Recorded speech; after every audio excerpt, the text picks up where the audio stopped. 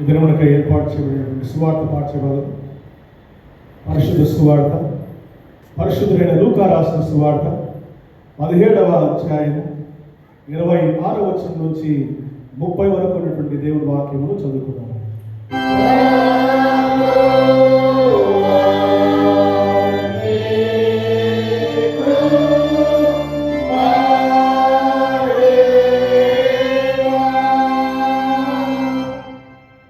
పరిశుద్ధుడైన లూకా రాసిన సువార్త 17వ అధ్యాయం 26వ వచనం ప్రారంభం.